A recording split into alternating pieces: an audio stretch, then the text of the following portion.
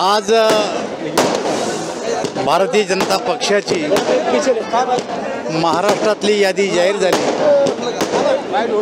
त्या यादीमध्ये जालना जिल्ह्याचा एक प्रतिनिधी म्हणून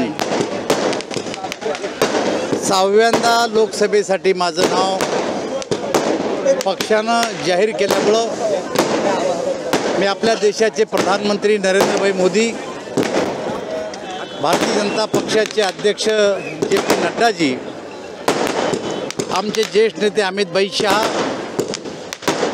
राज्याचे अध्यक्ष बावनकुळे साहेब, देवेंद्रजी फडणवीस साहेब यांचं अभिनंदन करतो आणि जालना संभाजीनगर जिल्ह्यातील जनतेचंही मी आभार मानतो की त्यांनी मला 5 वेळेस लोकसभेत आणि 2 वेळेस विधानसभेत पाठवलं आणि त्यांच्या आशीर्वादानं मी पुन्हा एकदा 6व्यांदा लोकसभेत जाईल असा आशीर्वाद मला जनतेने द्यावा अशी अपेक्षा व्यक्त करतो।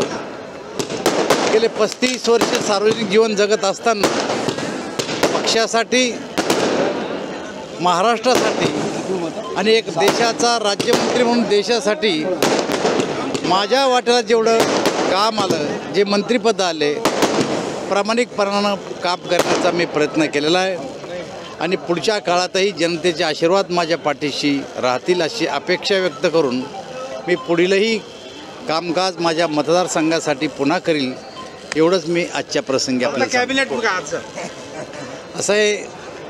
निवडून देणं हे माझ्या मतदाराच्या हाती आहे आणि पुढच्या काळात काय जो पक्ष निर्णय घेईल ती जबाबदारी आपण पार पाडू. दादा, भाजपकडनं नवीन चेहऱ्याला संधी देण्यात आली, पंकजा मुंडे, मुनगंटीवार साहेब, याबद्दल काय सांगाल? नाही, ही सतत चालणारी प्रक्रिया आहे. यामध्ये कोणाला डावलणं आणि कोणाला आणणं असं नाही आहे. तर पंकजा मुंडे, सुधीर मुनगंटीवार ह्यासुद्धा भारतीय जनता पार्टीचे ज्येष्ठ नेते आहेत आणि ज्येष्ठांना या निवडणुकीमध्ये उभं केलं एवढाच एक निर्णय पार्टीचा आहे. त्यामध्ये नवीन असं काही नाही आहे. तुमची उमेदवारी जाहीर झाली, पण विरोधकाचं अजून काही नाव जाहीर होत नाही. नाही, नाव जाहीर होत तो त्यांच्या पक्षाचा प्रश्न आहे. मी कोणावर टीका टिप्पणी करणार नाही. केवळ विकासाचा मुद्दा घेऊन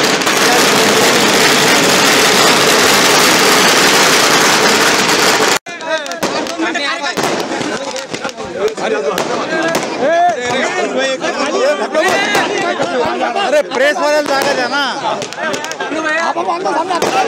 6 वेळ आता किती